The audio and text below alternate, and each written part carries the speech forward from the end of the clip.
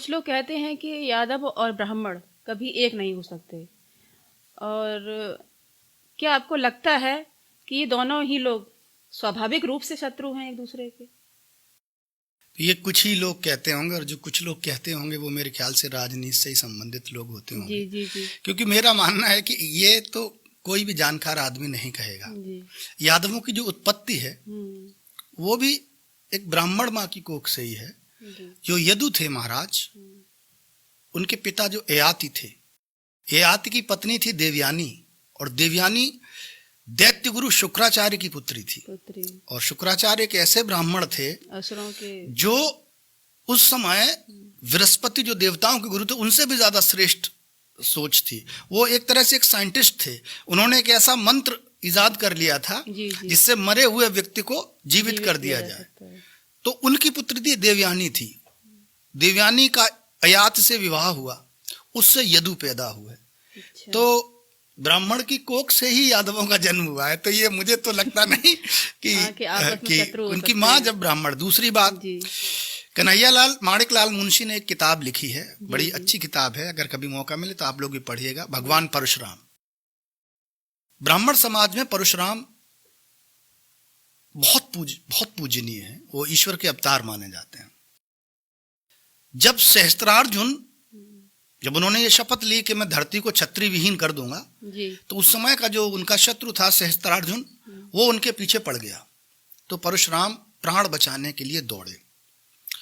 तो किसी राजा ने परशुराम को शरण नहीं दी अपने यहाँ, क्योंकि उसका इतना आतंक था सहस्त्रबाहु का। तो एक भागते भागते वो एक जंगल के कबीले से गुजरे। उस कबीले का सरदार एक यादव कुल का व्यक्ति था जिसका नाम था भद्रश्रेष्ठ।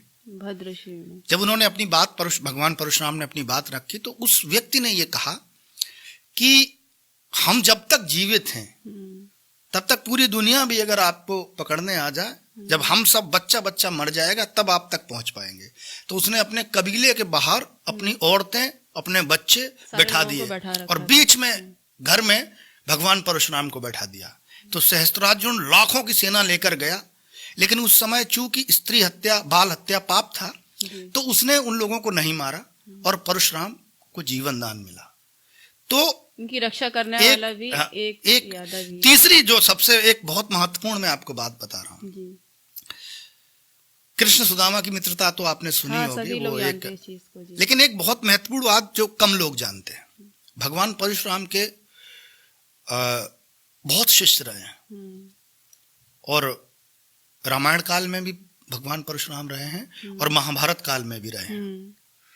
भगवान परशुराम के महाभारत काल में 3 प्रमुख शिष्य थे, क्षत्रिय भीष्म, ब्राह्मण द्रोणाचार्य और शूद्र कर्ण। हाँ, भीष्म, द्रोणाचार्य और शूद्र कर्ण। लेकिन जो सैकड़ों साल के तप, रिसर्च और ज्ञान से उन्होंने जो सुदर्शन चक्र अपने पास सुशोभित अपने पास रखा हुआ था अपने शस्त्रागार में, वो भगवान कृष्ण को बुलाकर सौंपा।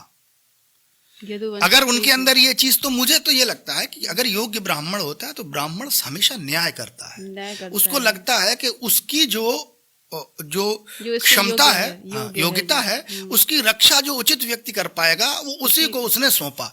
तो जो सुदर्शन चक्र था वो भगवान कृष्ण को सौंप दिया। और दुनिया में इतने उनके शिष्य थे, बड़े बड़े महान उनके, भाई भीष्म से बड़ा तो कोई योद्धा था नहीं, द्रोणाचार्य तो अर्जुन के गुरु थे। लेकिन उस कृष्ण को उन्होंने उस सुदर्शन सौंपा। क्यों? क्योंकि उनको कृष्ण योग्य लगे। उनको लगा कि यही एक व्यक्ति है जो यदुवंशी था, कि यही एक व्यक्ति है जो समाज की रक्षा कर सकता है। तो मुझे लगता है बहुत थोड़े लोग ये बात कहने वाले हैं, जो लोग जानते होंगे वो इस तरह की बातों में कोई विश्वास नहीं करेंगे। चलिए, आपने इस किंवदंती को या इस सोच को, ये लोग सोच भी रहे होंगे, तो उनकी सोच को आपने वहीं विराम लगाया है। आपका बहुत बहुत धन्यवाद।